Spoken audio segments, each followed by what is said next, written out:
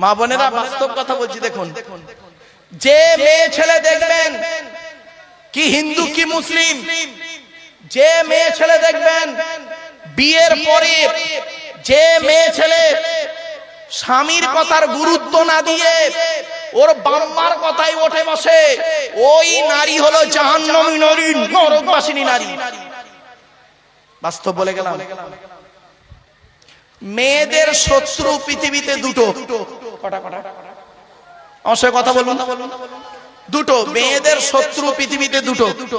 এক নাম্বার কে জানেন? সতীন। সতীন হলো মেয়েদের চরম শত্রু। আমার মা বোনদের কি সুন্দর আইডিয়া দেখুন, বুদ্ধি দেখুন, মা বোনদের বুদ্ধি কত স্ট্রং। স্বামী মরে যায় যাক, স্বামী মরে যায় যাক, সতীন তো বিধবা হলো। বুঝতে পারেন? স্বামী মরে যায় যাক, সতীন তো বিধবা হলো। ও নিজে যে বিধবা হয়ে গেছে ওর খেয়াল নেই। আমার মা বোনদের আর একটা বুদ্ধি বলি, হুজুর এটা কোন থানা? এই দেখো মা বোনদের আর একটা শত্রুকে শুনুন। এই যুবক ভাইরা বন্ধুরা শুনে নাও, যুবকদেরকে বলছি, বিয়ে করবে ভালোবেসে বিয়ে করা ভালো না, বিয়ে করে ভালোবাসা ভালো। একটা হালাল একটা হারাম। বাড়ি থেকে ভেবো বন্ধু, খালি সাদা চামড়া দেখে ছুটো না, বাস্তব অভিজ্ঞতাকে সামনে রেখে বলছি। মেয়েদের আর একটা শত্রুর নাম কি জানেন? ননদ। ননদ বলেছেন? ননদ হলো মেয়েদের চরম শত্রু। এজন্য আপনাদেরকে আমি অনুরোধ করছি, হিন্দু মুসলিম সকলকে অনুরোধ করছি, আপনারা যখন আপনার বোনেদেরকে ছোলা চিনি জামা কাপড় টাকা পয়সা দেবেন, বউকে না যাইনে দেওয়াটাই হলো উত্তম। আর এখানে অনেকে আছে বউ পাগলা বিবির গোলাম, বউ পাগলা বিবির গোলাম। বোনকে একটা শাড়ি দিচ্ছে, বোনকে একটা শাড়ি দিচ্ছে বউকে জানিয়ে, জানো সোনা এইটা বোনকে দিচ্ছি, ওর কলজো ফেটে যাবে। ঠিক না বেটি? আচ্ছা কেনই বা আপনারা বইয়ের অনুমতি নেবেন না? আপনারা কেন বইয়ের অনুমতি নেবেন না? অবশ্যই আপনাদের বইয়ের অনুমতি নিতে হবে, অবশ্যই নিতে হবে বইয়ের অনুমতি। কেন নেবেন? কেন নেবেন বলবো, বলবো, রাগ করবেন না, ভালো করে শুনুন। কেন অনুমতি নেবেন বইয়ের? 50,000 টাকা ইয়াম্মা গাড়ি 5 ভরি সোনার বিনিময়ে। কবে বলেছিলেন? বাসর রাতে, বাসর রাতে, ফুলসজ্জার রাতে, গভীর রাতে, বইয়ের ঘরে একা একা যখন ঢুকেছিলেন, মনে মনে কি বলেছিলেন একটু স্মরণ করিয়ে দিই। 50,000 টাকা ইয়াম্মা গাড়ি 5 ভরি সোনার বিনিময়ে আজ থেকে তোমার বাপের কেনা চাকর গোলাম হইয়া গেলাম। তুমি যাহাই বলিবে তাহাই শুনিব, গন্ডগোল যদি করি মারিতে দ্বিধাবোধ করিবে না। তোমার বিরুদ্ধে যদি কোনোদিন কোনো গন্ডগোল করিয়া থাকি, স্বরূপনগর থানায় বধূ নির্যাতন কেস দিয়া বাপ আর মাকে জেলে খাটাইয়া লকাপে ঢুকাইয়া আমারে পেটাই দেবে। হয়েছে বাবা? অসুবিধা হচ্ছে? লজ্জা করে না? আপনি তো বিক্রি হয়ে গেছেন আপনার বইয়ের বাপের কাছে। যে ছেলেটা মাধ্যমিক পাশ করলো, নিরুপমার করুণ গল্পটা গল্পগুচ্ছ কাহিনী রবীন্দ্রনাথের লেখা দেনা পাওনা গল্প পড়ার পরে সে ছেলে যদি বলে মাধ্যমিকে স্টার পেয়েছি, আমার সার্টিফিকেটের দাম হলো 50,000 টাকা, ইয়াম্মা গাড়ি 5 ভরি সোনা, তবে একটা গরিবের মেয়েকে বিবাহ করব। আমি আব্দুল্লাহ কিল মারুফ বলে গেলাম, মাধ্যমিকে স্টার পাওয়া ছেলেটার থেকে যে ছেলেটা 4 পাস করে বাড়িতে বসে থাকে, 4 পাস করা ছেলেটা মাধ্যমিকে স্টার পাওয়া ছেলের থেকে ভালো। এই কোরআনে বলা হয়েছে সাম্মাউনা লিল কাযবি আকালুনা লিসুহুদ। সুহুদের তাফসীরে ব্যাখ্যায় বলা হয়েছে বিয়ের পূর্ণিমা তেমন হারাম, ব্যভিচার করা যেমন হারাম, অবৈধ নোংরা কাজ। আপনি কোথায় আছেন? চলুন এগিয়ে যাই একটু একটু করে। আচ্ছা ভাই, পুত্র সন্তান দেওয়ার মালিক কে? জোরে বলুন। আল্লাহ। কন্যা সন্তান দেওয়ার মালিক কে? আল্লাহ। কত ফেরেশতা মার্কা লোক আছেন, আমি তো ভাবতেই পারতাম না। তা আল্লাহ যদি পুত্র সন্তান দিল, কন্যা সন্তান দিল, তাহলে একটা বৌমার 6টা কন্যা সন্তান হয়েছে বলে তার শাশুড়ি তার বৌমাকে বলে তোর পেটে বেটা ছেলে নাই, তুই বেরো। একথা কেন বললো? আপনি ছেলে হয়ে কোনো প্রতিবাদ করতে পারলেন না, আপনি পুরুষ। ছি ছি ছি ছি ছি ছি, আপনাকে পুরুষ বললো কে? আপনি তো নিকৃষ্ট মানুষ। শুনে নিন, আমি আপনাদের রেফারেন্সটা দিয়ে দিচ্ছি। মেডিকেল সায়েন্স কি বলছে দেখি। ক্লাস 10 জীবন বিজ্ঞান চ্যাপ্টারটার নাম লাইফ সায়েন্স। জেনেটিক্স বলে চ্যাপ্টারটার নাম, বইটার নাম হলো লাইফ সায়েন্স, চ্যাপ্টারটার নাম হলো জেনেটিক্স বা বংশগতি। বংশগতি বিদ্যার জনক হলো গেগর জোহান মেন্ডেল। দুটো সূত্র আবিষ্কার করেছিলেন, পৃথক মন্ডলের সূত্র, স্বাধীন মন্ডলের সূত্র। এক্স আর ওয়াই কে দিয়ে মোটর গাছ কিনে গবেষণা করেছিলেন। মেন্ডেল কি বলছে জানেন? শুনে নিন। আধুনিক বিজ্ঞান বলছে সন্তানের লিঙ্গ নির্ধারণ হয়, সন্তানের লিঙ্গ নির্ধারণ হয় বাপের মায়ের বাপের কারণে। মায়ের এতে কোনো হাত নেই। ও শাশুড়ি মা, দোষ যদি দিতে হয় ছেলেকে দাও, বৌমাকে নয়। আর আপনি করলেন কি, কন্যা সন্তান হয়েছে বলে আপনি মুখটা মেকিয়ে দিলেন। এখানে অনেক ব্যক্তি বসে আছেন, দাঁড়িয়ে আছেন, কি হিন্দু কি মুসলিম, যদি মেয়ে ছেলে হয়েছে মুখ বেঁকে যায়, ছি ছি ছি ছি।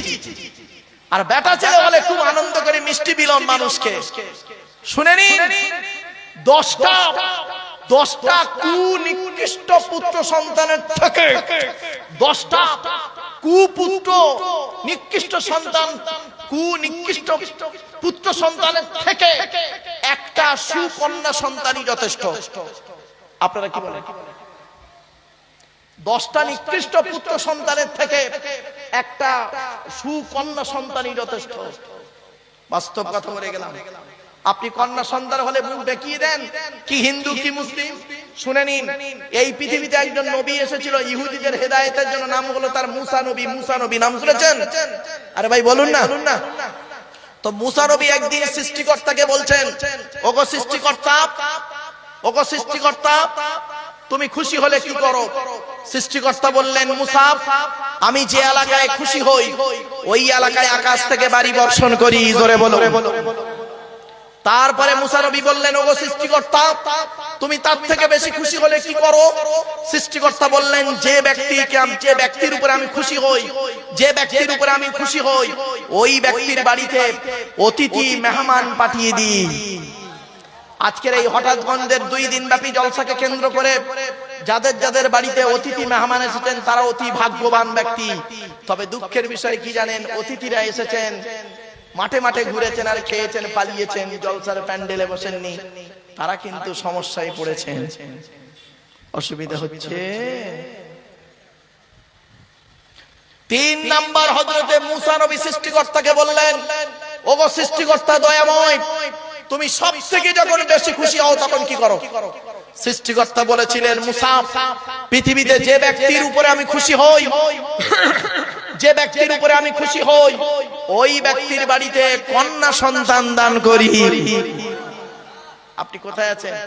কন্যা সন্তান হলে আপনার মুখ দেখে যায়, আপনি পুরুষ। ছি ছি ছি। আপনি শিক্ষিত লোক, আপনাকে শিক্ষিত লোক বলাই পাপ পাপ পাপ। আপনি হলেন নরকের কি। মনে রাখবেন মুহাম্মদ সাল্লাল্লাহু আলাইহি ওয়াসাল্লাম কি বলেছেন একবার দেখি। কোন ব্যক্তির যদি 3 বা 3-এর অধিক কন্যা হয়, কোন ব্যক্তির যদি 3 বা 3-এর অধিক কন্যা হয়, আর ওই 3 কন্যাকে যদি তার বাপ ভালো করে লালন পালন করে ভালো জায়গায় বিবাহ দিতে পারে, আমি মুহাম্মদ বলে গেলাম, আমি যে স্বর্গে বা জান্নাতে থাকবো, ওই স্বর্গে বা জান্নাতে 3 কন্যার বাপের দেখা হবে। আপনি কি ভাবলেন? চলুন একটা একটা করে বলি, অসুবিধা হচ্ছে আপনাদের? আচ্ছা বাবা, কালো রং তৈরি করার মালিক কে? জোরে বলুন। ফর্সা রং তৈরি করার মালিক কে?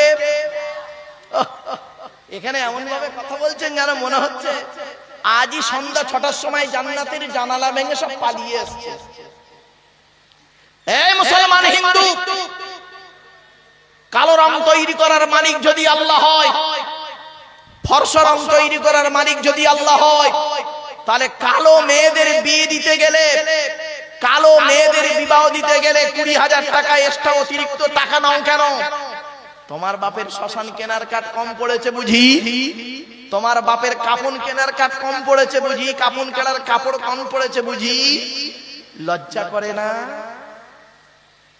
কোরআন কি বলছে দেখি, ومن آياته خلق السماوات والأرض واختلاف ألسنتكم وألوانكم। ওরে পৃথিবীর মানুষেরা শোন, আমার নিদর্শনের মধ্যে থেকে একটা নিদর্শন হলো তোদের গায়ের রংটা আলাদা করেছি, মুখের ভাষাটাও আলাদা করেছি।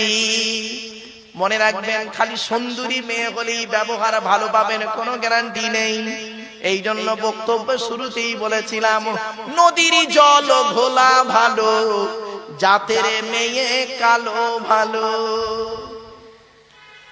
এজন্য আপনাদেরকে বলে যাচ্ছি, আমার সব থেকে বড় ভালো লাগে কি জানেন? তরিকুল ভাইকে এবং এলাকার সমস্ত হিন্দু মুসলমানদেরকে ধন্যবাদ জানাই। আপনারা হিন্দু মুসলিমের সমন্বয়ে এই বক্তব্যটা দেন। শুনে নিন, কিসের হিন্দু কিসের মুসলিম মারামারি করেন আপনারা কি জানেন? হিন্দুদের রক্তের ভিতরে মুসলমানদের রক্ত আছে, আর মুসলমানদের রক্তের ভিতরে হিন্দুদের রক্ত আছে। প্রমাণটা দেব, শুনে নিন। সৃষ্টিকর্তার আরাধনা উপাসনার পদ্ধতিটা আমাদের আলাদা হতে পারে। মানুষ হিসেবে আমরা প্রত্যেকেই হলাম আদমের সন্তান, ঠিক না বেঠিক? একটা হিন্দুর রক্তের ভিতরে মুসলমানদের রক্ত আছে, আর মুসলমানদের রক্তের ভিতরে হিন্দুদের রক্ত আছে। প্রমাণটা দিয়ে যাচ্ছে আজ হঠাৎগঞ্জ বাজারে। আপনাদের এলাকায় ব্লাড ডোনেশন ক্যাম্প হয়, রক্তদান শিবির হয়, তো ব্লাড যখন নেওয়া হয় তখন বলা হয় নাকি, এই ও হিন্দু ওর রক্ত আলাদা কর, ও মুসলিম ওর রক্ত আলাদা কর, বলে নাকি? ব্লাডের মধ্যে কাস্টের কোনো ডিভাইডেড থাকে না, ব্লাডের মধ্যে কালারের কোনো ডিভাইডেড থাকে না, ব্লাডের মধ্যে জেন্ডারের কোনো ডিভাইডেড থাকে না, ব্লাডের মধ্যে গ্রুপের ডিভাইডেড করা হয়। ব্লাডের 4টে গ্রুপ, এ বি আর ও, প্রত্যেকটার মাইনাস প্লাস। একটা হিন্দুর রক্তের ভিতরে 3টে জিনিস পাওয়া যায়, লোহিত কণিকা, শ্বেত কণিকা, অনুচক্রিকা, as a same no difference. একটা মুসলমানের রক্তের ভিতরে 3টি জিনিস পাওয়া যায়। কোথায় আপনি হিন্দু মুসলমান খুঁজতে গেছেন? মনে রাখবেন, কোথায় স্বর্গ কোথায় নরক কে বলে তা বহুদূর। মানুষের মাঝে স্বর্গ নরক, মানুষেতে সুরাসুর। বাস্তব কথাটাই আজকে বলে গেলাম। হে খ্রিস্টান, তুমি গির্জায় গিয়ে যাকে গড বলে ডাকো তাকে গির্জায় পাবে তো? হে হিন্দু, মন্দিরে গিয়ে যাকে ঈশ্বর বা ভগবান বলে ডাকো তাকে মন্দিরে পাবে তো? হে মুসলমান, গালে দাড়ি মাথায় টুপি নিয়ে মসজিদে যাকে আল্লাহ আল্লাহ বলে ডাকো ওই আল্লাহকে মসজিদে পাবে তো? চলুন, 3 ধর্মের মানুষ আমরা সৃষ্টিকর্তাকে খুঁজতে বেরোই। সৃষ্টিকর্তা আল্লাহ নিজেই বলছেন, আমাকে খুঁজতে যেতে তোদের হবে না। আমি কোথায় আছি জানিস? এই কোরআনে লেখা আছে। কোরআন বলছে, ওয়ালাকাদ খালাকনাল ইনসানা ওয়া না'লামু মা তুওয়াসবিসু বিহি নাফসুহু ওয়া নাহনু আকরাবু ইলাইহি মিন হাবলিল ওয়ারিদ। 26 নম্বর পারা বা খণ্ডের 1 নম্বর পৃষ্ঠার একেবারে সূরা কফের 16 নম্বর আয়াত। সৃষ্টিকর্তা আল্লাহ বলছেন, হে মানব জাতি। কি বললো? আচ্ছা, এখানে হিন্দু মুসলমান কোন পার্থক্য করলেন? তা আপনি করলেন কেন? সৃষ্টিকর্তা বলছেন কোরআনে, হে মানব জাতি, আমি তোদের সৃষ্টি করেছি, তোদের মনের মধ্যে ভালো মন্দ যা কিছু আছে সব আমি জানি। তোরা কোনোদিন ভাববি না আমি সৃষ্টিকর্তা অনেক দূরে। না না না, আমি সৃষ্টিকর্তা তোর ঘাড়ের শিরারও নিকটবর্তী। একবার অন্তরে অন্তঃস্থল থেকে আমাকে ডাক দিয়ে, আমি তোরও ডাকে সাড়া দেব। কোথায় স্বর্গ কোথায় নরক কে বলে তা বহুদূর। মানুষের মাঝে স্বর্গ নরক, মানুষেতে সুরাসুর। কি ভাবলেন? আমাদের আসার রাস্তা ছিল একটা, যাওয়ার রাস্তা অনেকটা। আসার রাস্তা একটা মানে আমরা প্রত্যেকেই বাপের পৃষ্ঠ হতে মায়ের পেটে থেকে পৃথিবীর মুখ দেখেছি, ঠিক না ঠিক? আর যাওয়ার রাস্তা, কেউ যায় শ্মশানে, কেউ যায় কবরে, কেউ যায় গর্তে, কেউ যায় নদীতে। মনে রাখবেন, আসার ডেটটা ঠিক ছিল, যাওয়ার ডেটটা কিন্তু আমাদের কারো নির্ধারিত নেই, ঠিক না বেঠিক? এখানে বসে ভাবুন, এখানে বসে ভাবুন একটু, কি শিক্ষা অর্জন করেছেন? আমরা জ্ঞানের অহংকার করি। আমি সেদিন মাস্টার ডিগ্রির ছেলেদেরকে পড়াতে বলছিলাম, এমএ সেকেন্ড ইয়ারের স্টুডেন্টদেরকে পড়াতে বলছিলাম, জ্ঞানের 3টে স্তর আছে। কটা কটা? তিনটে স্তর, একটু মাথায় রাখুন প্লিজ, অনুরোধ করছি আপনাদের। জ্ঞানের তিনটে স্তর। প্রথম স্তরের জ্ঞানীরা হয় কি জানেন? অহংকারী। প্রথম স্তরের জ্ঞানীরা হয় অহংকারী।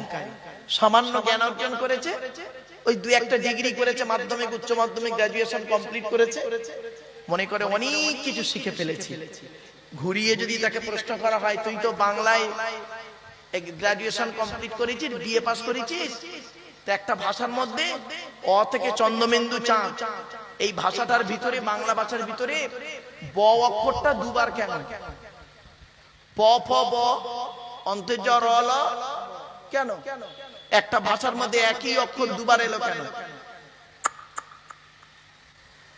যদি ওকে বলা হয় ইংরেজিতে এ থেকে জেড পর্যন্ত অ্যালফাবেট বলে, তাই এ অক্ষরটাকে আগে বললি কেন? বি দিয়ে শুরু করলে ক্ষতি কি ছিল? হয়ে গেছে। সৃষ্টিকর্তা বলছে কি জ্ঞানের অহংকার করিস? তোর চোখ থেকে কয়েক হাজার কিলোমিটার দূরে চাঁদ, তাকে তুই দেখতে পাস, চোখের উপরেই কপাল, আয়নার সহযোগিতা ছাড়া দেখতে পাস না। ঠিক না বেঠি? অবাক লাগে। আপনারা যারা বিবাহ করেছেন, আমরা তো বিয়ে করেছি, বিবাহ করেছি, আর যারা বিবাহ করেনি তাদেরকে বলছে, এই যুবক বন্ধুরা শোনো, তোমরা যারা বিবাহ করবে, বিবাহের মধ্যে আর মৃত্যুর মধ্যে খুব মিল আছে। বিবাহ আর মৃত্যু, এই দুটো জিনিসের মধ্যে খুব মিল আছে। কি মিল বলবো দুটো? আর ভাই বলুন না, বলুন না।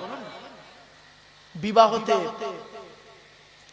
বর বলছে, বর আর মাইয়ের, মৃত ব্যক্তি, দুজনের কথোপকথন। বর বলছে আমার এখানে প্রচুর লোক আছে, মৃত ব্যক্তিও বলছে আমারও এখানে লোক প্রচুর আছে। পার্থক্য কতটুকু? পার্থক্য হলো এটাই, তুমি নিজে সাজলে, আমাকে সাজানো হলো। বর নিজে সাজে, আর মৃত ব্যক্তিকে ফুল দিয়ে সাজানো হয় বা কাপড় দিয়ে সাজানো হয়। বর নতুন কাপড় পরে, মৃত ব্যক্তিও নতুন কাপড় পরানো হয়। বরের পালকি ওঠে, মৃত ব্যক্তির খাটিয়া কাঁধে ওঠে। কিছু বুঝতে পারছেন? শুধু তাই নয়, ওখানেও লোকজন ছিল, বিয়ে বাড়িতে, মারা বাড়িতেও লোকজন ছিল। পার্থক্য শুধু একটাই ছিল, ওখানে সবাই হাসছিল, এখানে সবাই কাঁদছিল। কিছু বুঝতে পারছেন? শুধু তাই নয়,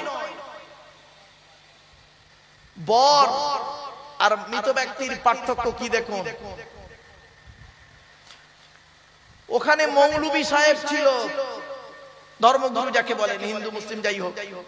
ওখানে মৌলানা ছিল বরে বিয়ে বাড়িতে, এখানেও মৌলানা আছে বিয়ে বাড়িতে, এই মরা বাড়িতে। ওখানেও দুটো আয়াত পড়া হলো, বিয়ে পড়ানো হলো, এখানেও দুটো আয়াত পড়ানো হলো, দোয়া পড়লা হলো, জানাজা হলো। তোমার বিয়ে করালো, মৃত ব্যক্তির জানাজা পড়ালো, একই ব্যক্তি। কিছু বুঝতে পারছেন আমার ওয়াজ? একই ব্যক্তি। এখানে বসে একটু ভাবুন, একই ব্যক্তি, ওর বিয়ে পড়ালো, এর জানাজা পড়ালো। বর বলে আমি আমার আপন ঘরে চললাম, মৃত ব্যক্তিও বলল আমিও আমার আপন ঘরে চললাম। পার্থক্য শুধু এতটুকুই, তোমাকে উপরের মানুষেরা করলো আপন, আর আমাকে করলো দাফন। কিছু বুঝতে পারছেন আমার ওয়াজ? আশ্চর্য বাবা। আমি আমার গাড়ির সামনে একটা বোর্ড লাগানো আছে, দেখবেন, বিশ্ব মানবাধিকার পরিষদ, ওয়ার্ল্ড হিউম্যান রাইটস কাউন্সিল, নিচে একটা বাক্য লেখা আছে, শব্দ লেখা আছে ন্যাশনাল প্রেসিডেন্ট। দিল্লিতে, বাস্তবটাই বলছি, আপনাদের এলাকায় কোন মানুষ যখন মারা যায়, মারা গেলে আপনারা তাকে গোসল দিয়ে, মানে স্নান করিয়ে, গোসল দিয়ে, কাপড় পরিয়ে, জানাজা পরিয়ে, মাটি দিয়ে চলে আসে, তাই তো? 20 দিন পরে কোনদিন কবর থেকে দুটো বাঁশ সরিয়ে দেখেছেন? কেমন আছে দেখেননি না? একবার দেখবেন, মাইন্ডটা পাল্টে যাবে। কি হয় শোনো, মানুষকে মাটি চাপা দিয়ে আসার পর সর্বপ্রথম দেহে কোন অঙ্গটা পচন ধরে জানেন? না, এই না। এজন্য মানব দেহ যখন গরম হয় সর্বপ্রথম ঘামে এই না। 6 থেকে 8 দিন পর মাথার চুলগুলো, গায়ের লোমগুলো, হাতের নখগুলো খসে খসে পড়ে যায়। 10 থেকে 12 দিন পর মাথার ব্রেনটা পচে গিয়ে নাক দিয়ে, কান দিয়ে, গাল দিয়ে গড়াতে থাকে। 18 থেকে 20 দিন পর পেটটা ফেটে যায়, পোকায় তৈরি হয়। 2 মাস পর সমস্ত চামড়া মাংস পোকায় খেয়ে নেয়, ফ্রেমটা পড়ে থাকে। 2 বছর পর দেহের কয়েক কটা হাড় ছাড়া সমস্ত হাড় মাটি খেয়ে নেয়। ও হঠাৎ গঞ্জের নারী পুরুষেরা, কোথায় গেল তোমাদের সুন্দর দেহ? মনে রেখো, মাটির দেহ মাটি হবে, পুড়ে হবে ছাই। এ দেহ পচা দেহ, গর্ব কিসের ভাই? শুনে রেখে দিন, সৃষ্টিকর্তা বলছেন তো দেহের মধ্যে আমি 9টা ছিদ্র দিয়েছি। আমাদের দেহের মধ্যে মোট 9টা ছিদ্র আছে। 9টা ছিদ্র কি কি? 2 চোখ, 2 নাক, 2 কান, 1টা গাল, 7টা সামনে পেছনে। এই 9টা ছিদ্রের যে কোনো একটা ছিদ্রের মাধ্যমে ফেরেশতার দ্বারাই আল্লাহ আত্মা বের করে নেয়। আপনাদের এলাকায় কত মানুষ মরে গেছে দেখবেন, কি হিন্দু কি মুসলিম, গিয়ে দেখবেন লোকটা মারা গেছে, পেশাব ফিরে ফেলেছে, বুঝে নেবেন সৃষ্টিকর্তা আত্মাটা ওর পেশাবের রাস্তা দিয়ে বের করে নেছে। কত মানুষ মারা গেছে দেখবেন, কি হিন্দু কি মুসলিম, পায়খানা ফিরে ফেলেছে, বুঝে নেবেন সৃষ্টিকর্তা ওর আত্মাটাকে পায়খানা রাস্তা দিয়ে বের করেছে। কত মানুষ মারা গেছে দেখবেন, কি হিন্দু কি মুসলিম, গিয়ে দেখবেন লোকটা মারা গেছে, চোখটা চেয়ে আছে, লোকটা মারা গেছে, গালটা হাঁ করে আছে, লোকটা মারা গেছে, ঘাটটা বেঁকে আছে, হাতটা খিঁচে আছে। আবার দেখবেন লোকটা মারা গেছে, দেখলে মনে হবে লোকটা ঘুমিয়ে আছে। কিভাবে মরতে চান? সততার সঙ্গে ঈমান নিয়ে যদি কবরে যেতে চান, ওই পথে যদি পাড়ি দিতে চান, এখানে বসে বসে কিছু কথা শুনে প্র্যাকটিক্যাল করে বাড়ি যান। জ্ঞানী গুণী বুদ্ধিজীবী মানুষ, বক্তব্য শোনার লোকের অভাব, আওয়াজ শোনার লোকের অভাব নাই। এজন্য আমি বলেইছিলাম, আমার বক্তব্য শুনতে গেলে একটু ব্রেন থাকতে হবে, একটু সময় দিতে হবে, আর একটু ধৈর্য রাখতে হবে।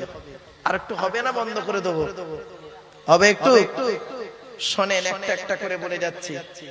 সত্য কথা বলুন, এখানে কেউ মিথ্যা বলবেন না। হিন্দু মুসলিম সকলকে বলছি, আমার বক্তব্য সকল ধর্মের সমন্বয়।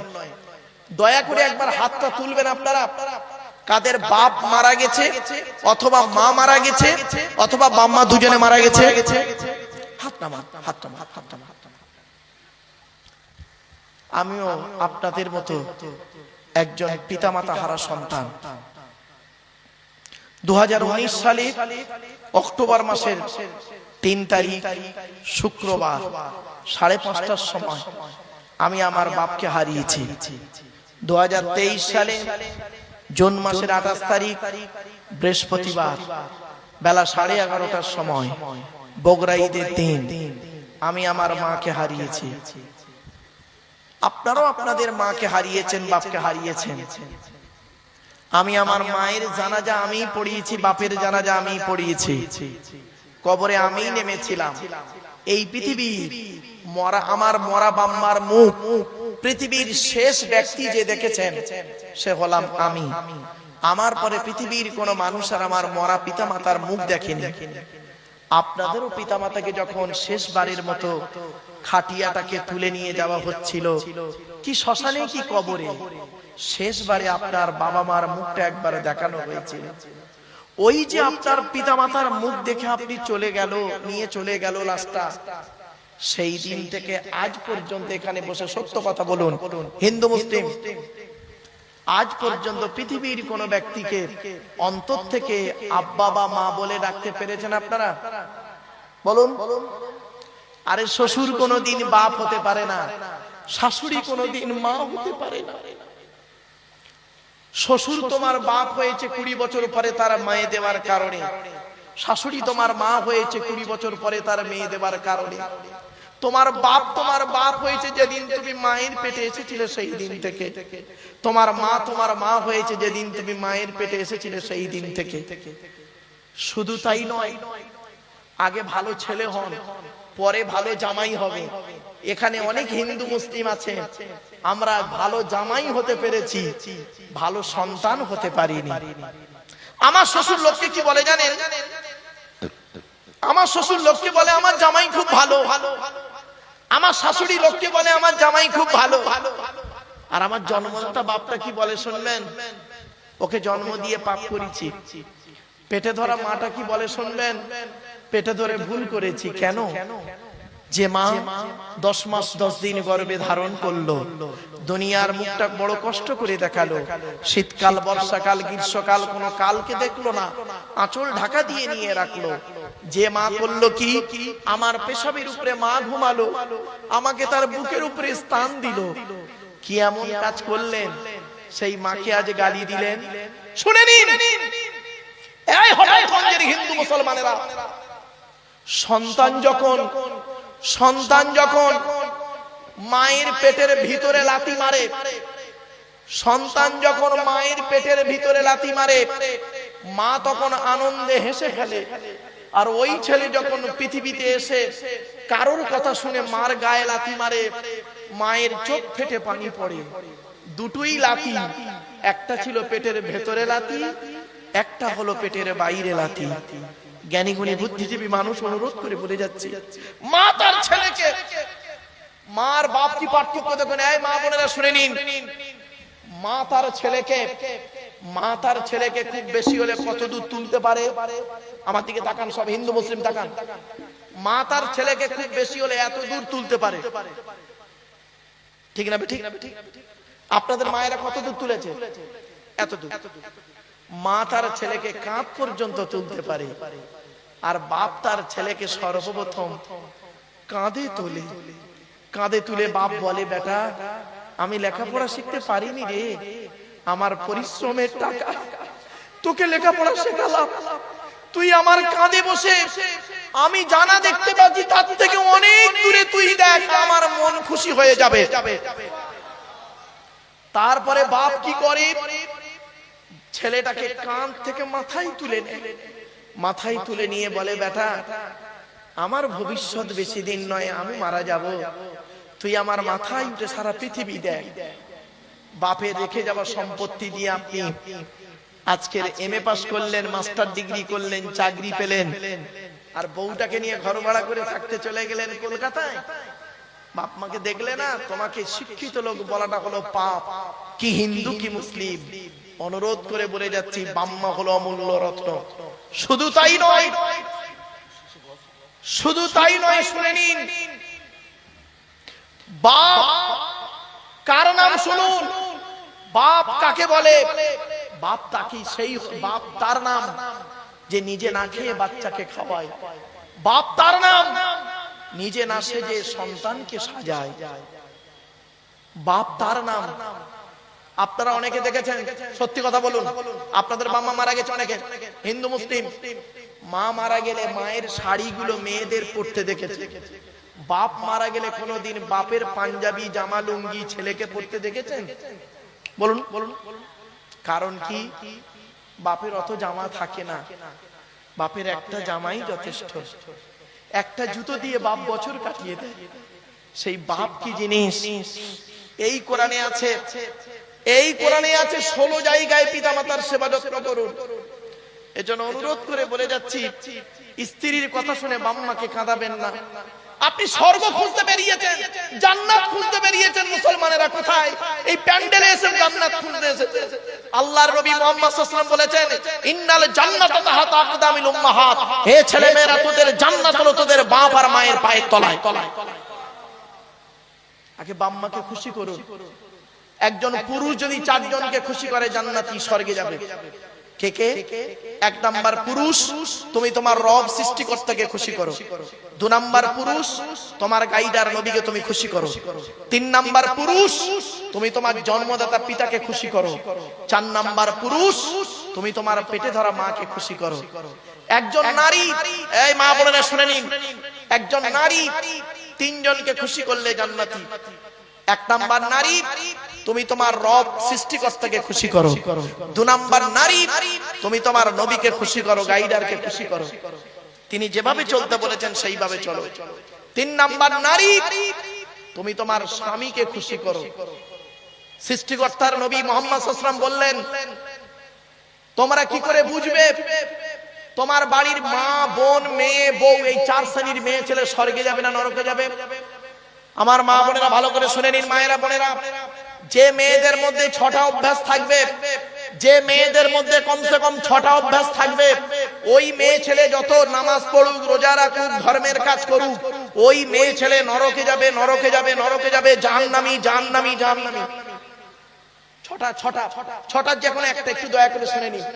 এক নাম্বার হলো, নবীজি বললেন, ওই নারীর প্রতি আল্লাহর গজব, যে নারী তার স্বামীর সঙ্গে যখন কথা বলে মেজাজ দিয়ে কথা বলে। অনেক মা বোন আছে দেখবেন, পাড়ার লোকের সঙ্গে কথা বলে মিষ্টি ভাষায়, স্বামীর সঙ্গে যখন কথা বলে মেজাজ দিয়ে। জানি না কেন, হয়তো হতে পারে মেয়েটা সুন্দরী মেয়ে, গায়ের চামড়া সাদা, স্বামীর গায়ের চামড়া হয়তো কালো। হতে পারে মেয়েটা হয়তো এমএ পাস, স্বামী হয়তো 8 ফেল।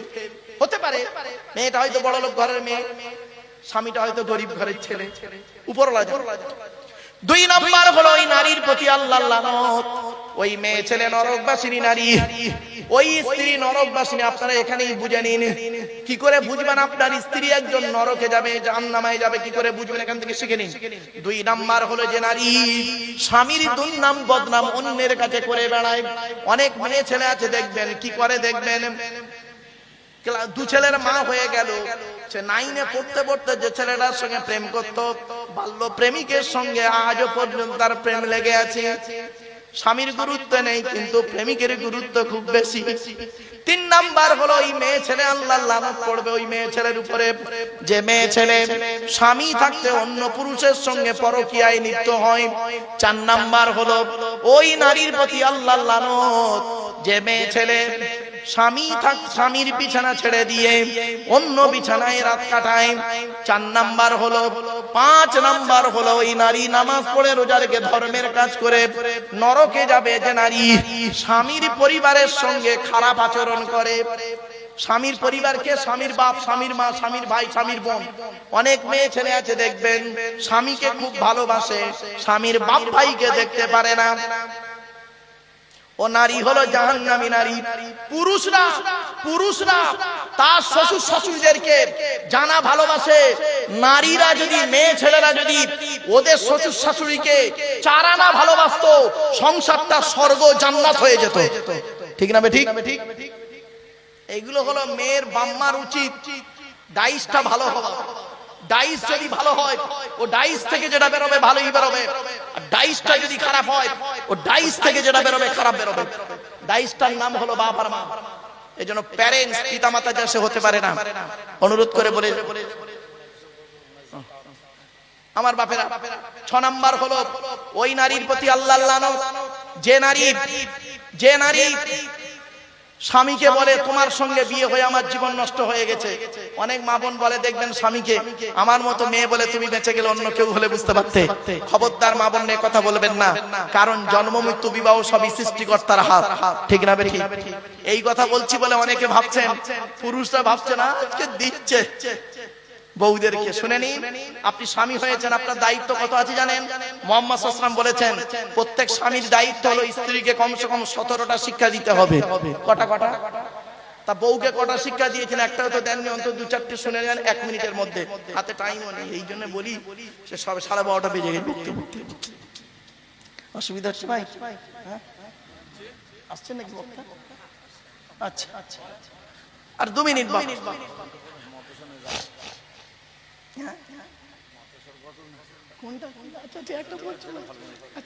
আমার বাপেরা শোনেন, অনুরোধ করে বলে যাচ্ছি বাপ, একজন স্বামীর দায়িত্ব হলো স্ত্রীকে কমসে কম 17টা শিক্ষা দিতে হবে। আপনি আপনার স্ত্রীকে কটা শিক্ষা দিয়েছেন একটু দয়া করে শুনে যান অন্তত।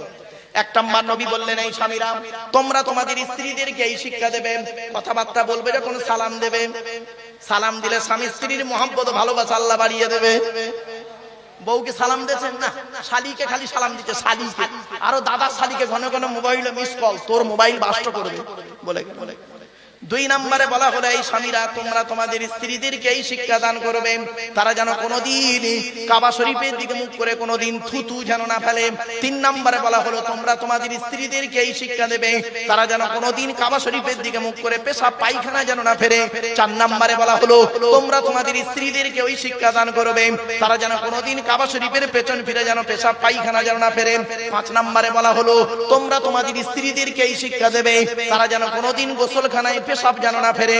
6 নম্বরে বলা হলো, তোমরা তোমাদের স্ত্রীদেরকে এই শিক্ষা দেবে, তারা যেন কোনোদিন গোসলখানায় উলঙ্গ অবস্থায় গোসল যেন না করে। 7 নম্বরে বলা হলো, তোমরা তোমাদের স্ত্রীদেরকে এই শিক্ষা দেবে, তারা যেন কোনোদিন হাতের চুড়ি, মা বোনেরা ভালো করে শুনে নিন, হাতের চুড়ি তারা যেন